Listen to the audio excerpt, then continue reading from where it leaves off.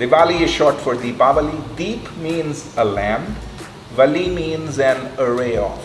And of course the symbolism is that if you light yourself with the inner divinity, and if that glows harder, you will invite abundance. It is a day of new beginnings. This is a day to reset. This is a day for resolve.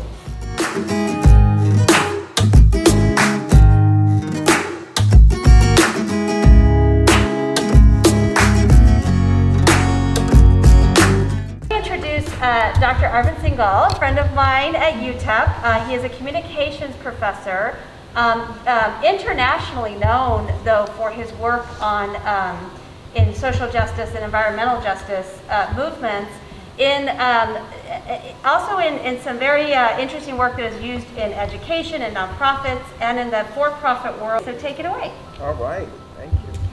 Now there are a couple of things that I would like to revisit, things that you have already experienced, given we are in the here and the now, given we are in this space, which is sacred. I know when Barbara walked in, the first thing she did was she rang the bell.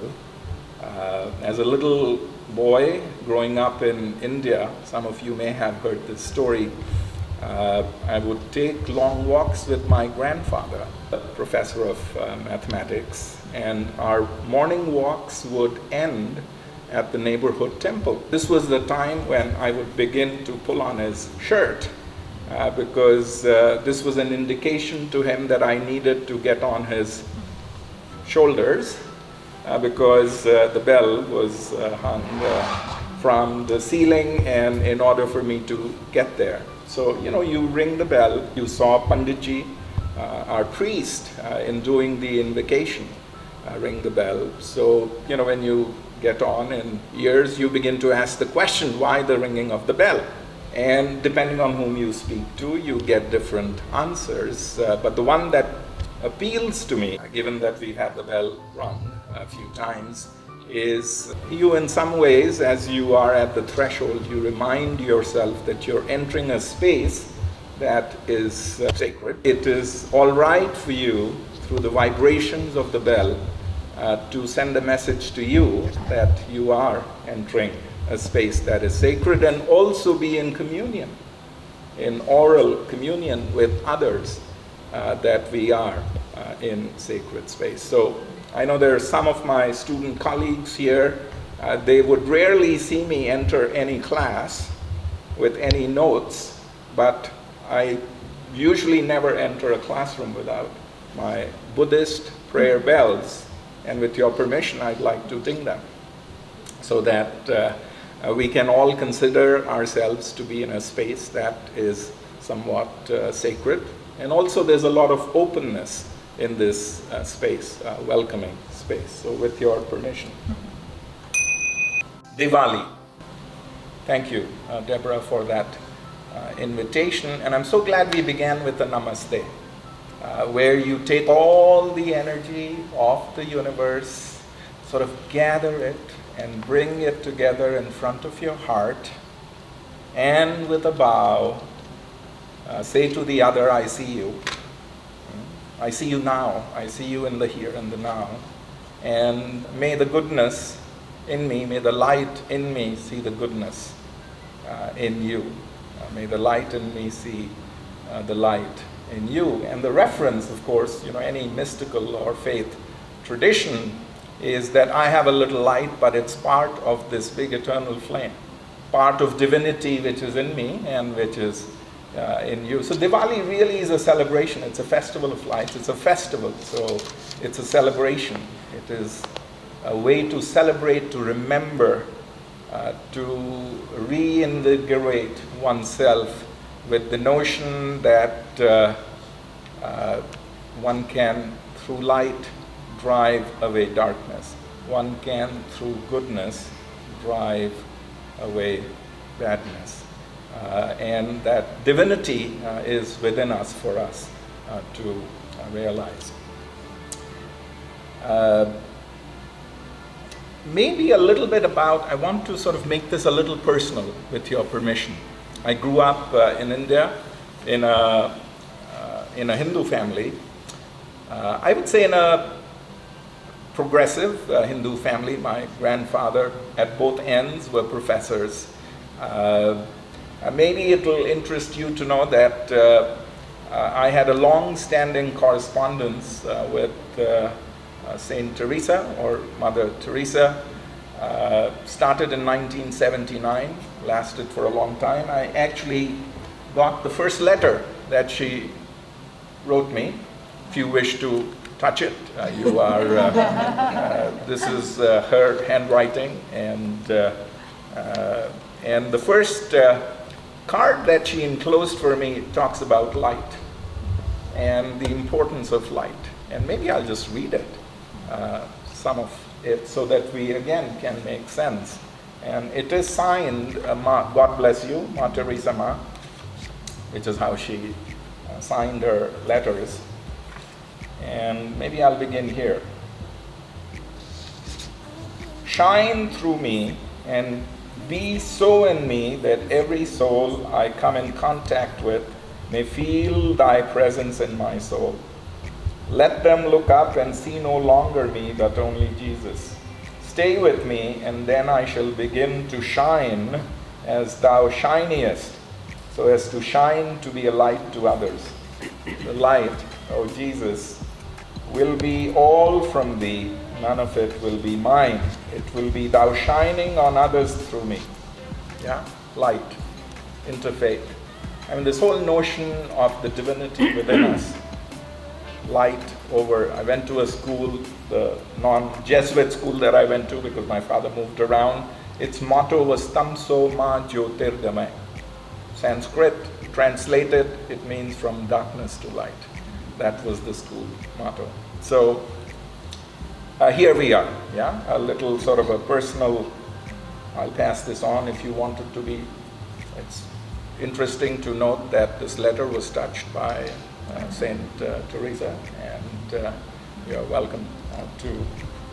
Now, our Panditji, the priest, talked about in Hindu mythology, in Hindu scriptures, the reason why Diwali is such a big thing, depending on, again, which interpretation you hear. There are multiple interpretations, even though it speaks to the one, divine essence in us.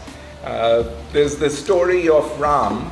This is number 3, the Ram Parivar, the deity, who vanquishes a demon, Ravan. And when he returns to his state, his home state, to be crowned as prince, after being in exile for 14 years, the citizens of Ayodhya lit lamps to welcome them, the celebration of Diwali. There's another story of Krishna, another avatar of Vishnu, that's heard from this side. Krishna vanquishing Narkasur, again, a demon. And both these stories, which are sort of dominant interpretations of why Diwali, are about the victory of good over evil, the victory of light over dark. And the personal interpretation that I have, and some people always ask me, you believe in reincarnation, right?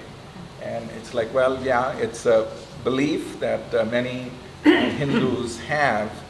And linking it to this notion of light, I was once in a discourse with my parents who were Theosophists. Anybody knows who Theosophists are? They believe in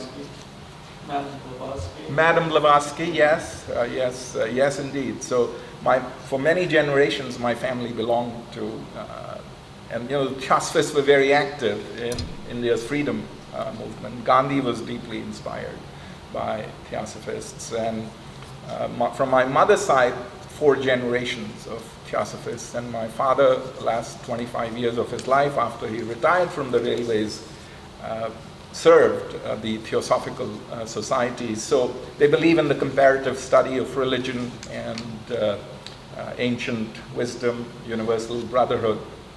And in one of the discourses that I attended with my parents, they talked about the journey of a human being, and it sort of made sense to me, starting with a state of what is known as Vanar. And Vanar means the one who resides in a forest.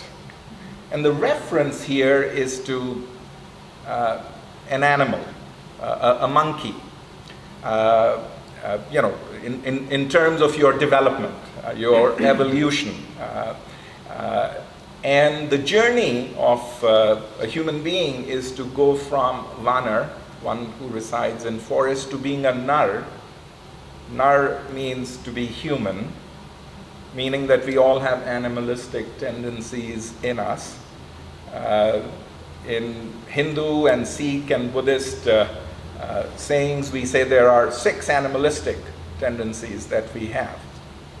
Kam, lust; Krodh, anger; Kam, Krodh, moh, desire; Lobh, greed; Kam, Krodh, moh, lobh; Irsha, jealousy; and one more, which has slipped away, as it often does for professors. If it will come back to me, I'll let you know what it is. And so the journey is to go from your baser tendencies to your more humanistic tendencies. No? Vanar to Nar. And the ultimate, of course, your journey is to be a Narayan.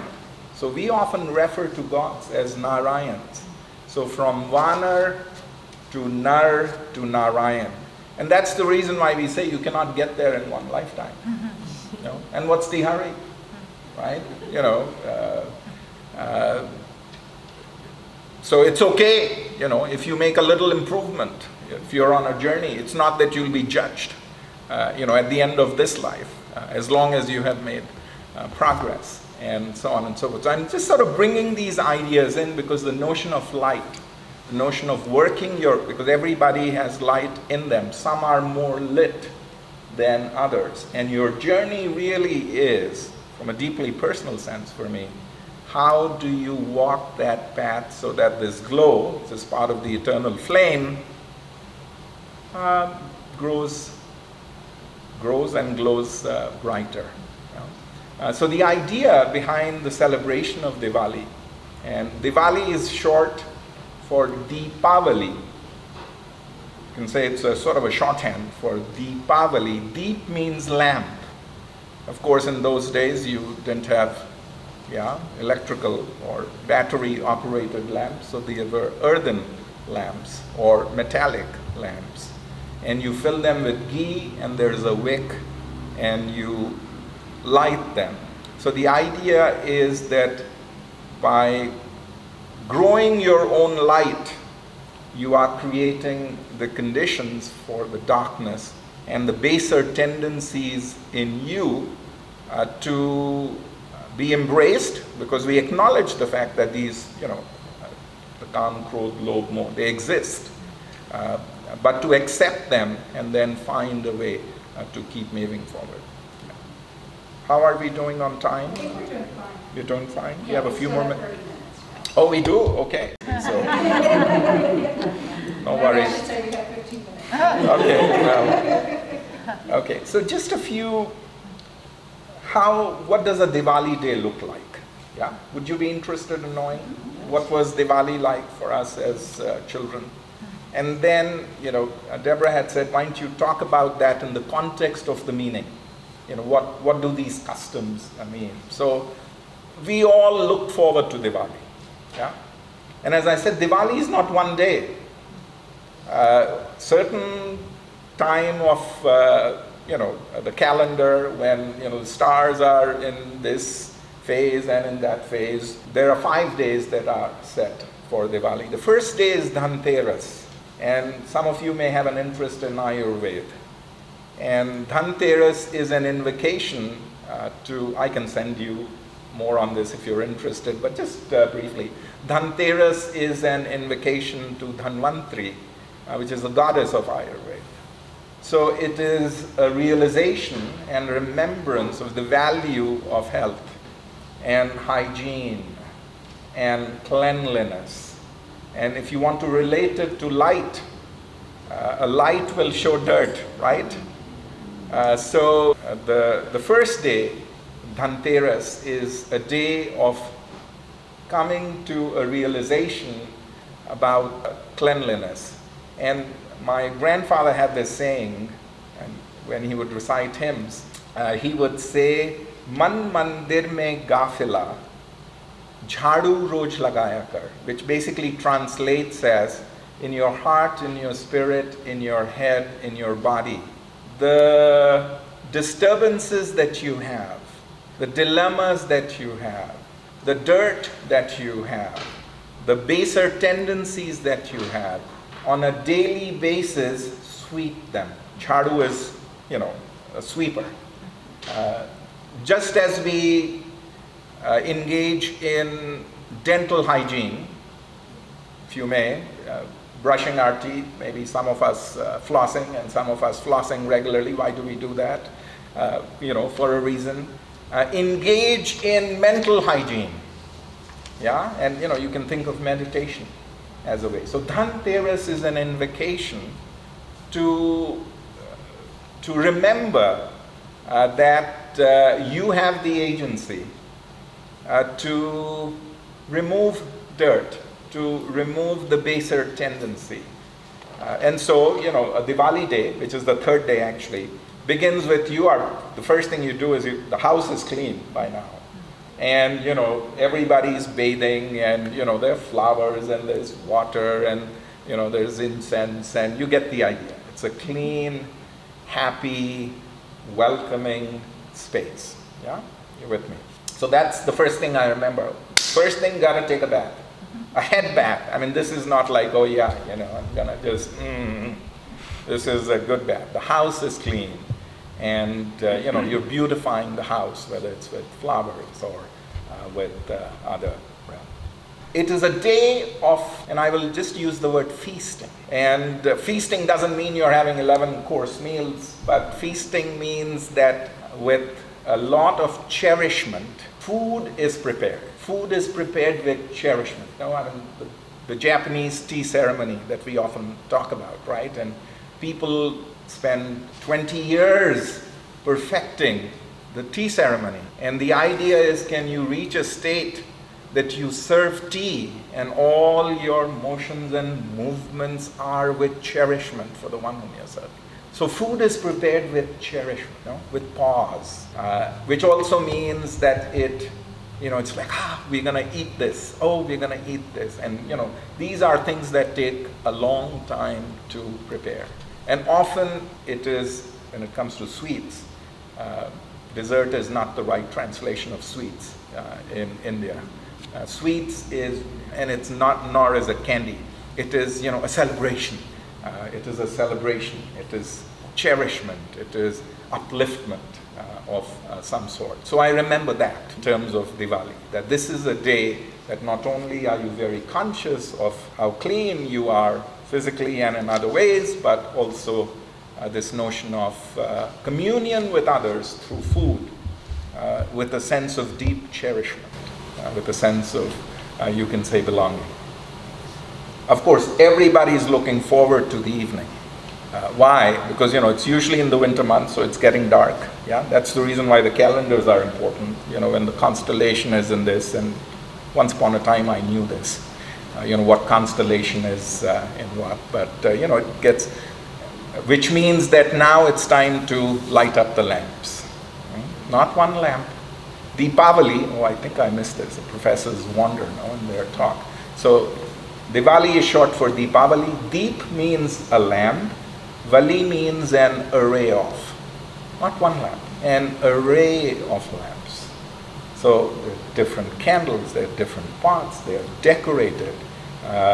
Even here in El Paso, I live in a house that's much bigger for my needs, but we make sure that every dark corner is lit. So there are enough lamps that light reaches the inner crevices of those spots, which are usually never lit. Yeah? Even if it's your laundry room or a certain part of your garage. And of course the principle there is that, yeah, one light is good, but an array of lights is your connection with others. No. If all lamps can be lit, there'll be more darkness. So that's sort of the social, the communion aspect in your neighborhood. That, my lamp, sort of like Halloween, if you may, but, in a different sense that, or the Day of the Dead in Mexico, honoring, in an altar, the living and the dead, yeah, but doing it with that spirit. So the lighting of lamps to welcome Lakshmi, the goddess of prosperity and abundance. A lot of people play cards on Diwali. Why? Because, is the Lakshmi gonna come or not? No? So if your palms begin to scratch, I don't know if this is common in other faith traditions. Yeah, okay. It's like, my palms are itching, so today I need to gamble. Not gamble as in go to Las Vegas and gamble, but gamble as in, you put $1 and everybody puts $1 and you say, who's going to get Lakshmi? No? And that's sort of the material part of it, but it is really more than, goods. It is more about abundance, prosperity, sharing, and showing, if my house is a little well lit, maybe she'll find her way in a little more easily. You get the idea? So that's the notion. And of course the symbolism is that if you light yourself with the inner divinity, and if that glows harder, yeah, you will invite abundance. You get the idea? And, this is the sense making that you do later when you add some white and some salt and pepper in your hair. Here also it's the light and darkness. That's the reason why I've got a little white and wearing a little black. And you always wear new clothes. Okay, so this is the first time I'm wearing this narrow vest. Not that I was saving it for, I should say I was saving it for this date ever. Yeah, I figured that.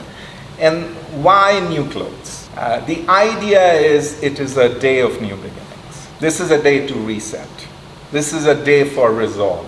Among the Marwadis, the business community in India, Diwali is the day after Diwali, fourth day, Govardhan Puja, when they do, is the most auspicious day. Because this is the time to begin on a new venture. But not just a new business venture, right? Thinking about a new way of being, a new sensibility, a new resolve, the idea being that, you growth, right? Let that flame glow. So newness. The whole notion of newness is also, as a child, the most important part of Diwali for us was firecrackers. You go to the market and you get the choicest firecrackers. And my parents, we had a little budget for, each one would get this much and you decide what firecrackers you're going to get. There's no fun in bursting these firecrackers alone, right? You do it collectively, and you do it at night. In most Indian cities now, firecrackers are banned because of air quality issues, but it's still okay. I went to a friend's place here in El Paso. We had a few sparklers, is that what they're called? Yeah, maybe not as polluting as some of the other firecrackers. But then you ask the question, why firecrackers? Of course, they're fun. And the whole notion of firecrackers is associated with this notion of newness. You see, with this notion of newness or reset. So everything that is pent up inside you, all these baser qualities, all the misgivings and things that you hold, right, towards others. This is the time to let them go. and you do it, with sound and with effect and with sizzles. And it is a way, in some ways, to sweep away the darkness with sound. Why were we ringing bells? Why did we have light? Yeah. This is a way to declare publicly, in some ways. As you ring a bell, you declare publicly that I'm here in sacred space. But the symbolism, I didn't know this when I was bursting firecrackers, but now I am, based on some of the things that I've learned, the idea is let go of things that are pent up, because it's a new beginning. Abe Lincoln was quite famous for writing letters, signing them, and then adding a PS which said signed but not sent. And the idea is the same, right? That whatever is pent up, you embrace it, you acknowledge it, you deal with it, you make peace with it. You don't need to send it. You get the idea. It's the same notion of resetting. That in going through the process, an angry letter, when you're really, yeah, and you go through the process, but you sign, but you don't send. So Diwali really is a celebration of that. If you're sticking with Abe Lincoln, the call to the better, what was that? Better angels of our nature? Is that what he said? I don't know who said it, but yeah. Yes. I know in a second speech he makes a reference. A second inaugural speech, he makes a reference to, with the war being over, and can we now be a union in its truest sense? And that would require a lot from us to get over the darkness that there exists, and speak to or invoke the better angels of our nature. And the fifth day is Bhai Dooj. And you're saying, what is Bhai Dooj? Bhai is brother, and Dooj is a celebration of. It's a celebration of relationships. And that's the reason why, we're talking about an array of lights. The reason why we have a celebration is because you connect. So you go to visit people wearing your new clothes. You go to visit people carrying sweets. You go to visit people to be in communion. And the Bhai Dooj really is a big event in India. So Diwali was on November 4th, and on November 6th was Bhai Dooj. So my mother, who has 3 brothers, all the brothers come to her house. And the sister basically, felicitates them. Also, there's a lot of... and she ties a thread. And the idea is, again, the notion of let these relational bonds continue. These familial bonds continue. I don't have any sister because, I have 2 brothers, but on Bhai Dooj, there are many women in India who tie a thread on me. And that is, again, to show the familial part of relational. So getting together, much like one lamp can only do so much, an array of lamps, one person can only do so much, but you spread the good cheer. It is the collective celebration, in some ways, of the spirit, this eternal flame. I'll just end with a sort of a personal, what does Diwali mean to me? What does Diwali mean to me personally? I was once at Emory University in a discourse by His Holiness the Dalai Lama, the leader of the faith, Tibetan Buddhism. I've been fortunate to be in his presence a few times. If you'd permit me, I'd like to tell you a story or two from this. So there was a Q&A part, as there usually is. And so a gentleman walked up to the microphone, say maybe in his late 70s, early 80s, that was my guess, a little older than His Holiness Dalai Lama. And he said, Your Holiness, I have a question. His Holiness said, yes. And he said, I want to know from you what is the meaning and purpose of life. That's a very simple question. No? That's the meaning and purpose of life. And His Holiness sort of leaned over, you perhaps can picture him. And he said, you, sir, you who, you're so senior, you're so wise, you want to know from me the meaning and purpose of life? And he said, oh yeah, yes. And he sort of threw back his head and chuckled and laughed, and he said, "I don't know." And now all of us are, it was, the timing was perfect of saying, "I don't know." And as a professor of communication, you're watching all these cues. And then he sort of leaned forward and he said, "But sir, I should try to answer your question, yeah? Because it's important that I respect the question." And he said, "But I can only answer this question for me. I cannot answer this question for you." And he said, "Yes, please go ahead, Your Holiness." And he said, "For me, the meaning and purpose of life is to," lots of pausing. And then he says, "To me, the meaning and purpose of life is to spread the Walmart." And you can imagine, no? It was, what? Your Holiness, you were asked such a deep question. And then what did it sound to you, his answer? Walmart. The meaning and purpose of life is to spread the, Annabelle, what did it sound to you? Walmart. The Walmart. Walmart. Walmart. And so we are all like, what? Right? I think somebody even said, what? Said, "Your Holiness, what did you say?" Said, "Yes, the meaning and purpose of life is to spread the warm heart." I swear it sounded like spread the Walmart. And we all sort of breathe a sigh of relief. It's like, oh Lord, where was he taking us? With this spread the Walmart. Like, whoa, that sort of makes sense. And then he said one more thing, even more important and more difficult to do. If you cannot spread the warm heart, please refrain from spreading the cold heart. Very difficult. And you may think about this. I have to, like Diwali once a year reminds you of, this is something that one has to remind oneself of, what are we putting out there? Too often there's so much temptation to take our garbage and spin it around.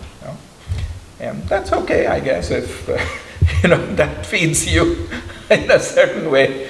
But His Holiness, the wise man, is talking about himself, and he's saying that the whole meaning and purpose of life for him is to spread the warm heart. And that is the notion of divinity in me. May the light in me see the light in you. May the light in me create the conditions for the light in you to grow, so that we can all be glowing souls. And if we cannot do that, and what's the Hippocratic oath? Do no harm, right? And there's a reason why we've been taking this oath. Right? Do no harm. If you can't do it, just, it's okay to do nothing, because by doing nothing, you're doing a lot. Right? And that's the notion of new beginnings in some ways. New beginnings can be, what is it that I start? Not just what is it that I begin. Yeah. So I think these are the lessons that I hold. We are educators. The idea is, can we create the conditions for these little lights that are there in everybody to burn perhaps a little more brightly. So thank you all for this opportunity. I am very happy to have joined this discussion on Diwali. As I was listening to Dr. Singh's speech, all the words that he was talking about, from his childhood memories to connecting with my own childhood memories, mental health hygiene, talking about how every year we have these different celebrations and different ways of beginning again, reinventing ourselves, letting go of our egos, letting go of the things that we carry sometimes that don't serve a purpose anymore, and just be lighter in life. So this was very enlightening for me. Good afternoon, my name is Ryan, and I've had the opportunity today to come to the Hindu temple here in El Paso to learn about Diwali and to listen to a presentation by Dr. Singh about this custom in India. And what I take away is that Diwali being a festival of lights, there is light within each of us, and we have the opportunity to allow our light to shine, but to also help create the conditions for the light of others to shine. I am Sister Odile Poirier, a Franciscan sister, and today I was so pleased to come in this place for the first time and to hear, the meaning of this very important Hindu festival, the Diwali. And what touched me most is to see how this celebration helps people in their life to reflect on the deep meaning of their life, and knowing that we have so many sometimes troubles, difficulties, challenges, this celebration helps people really to think again and to begin again in a new way.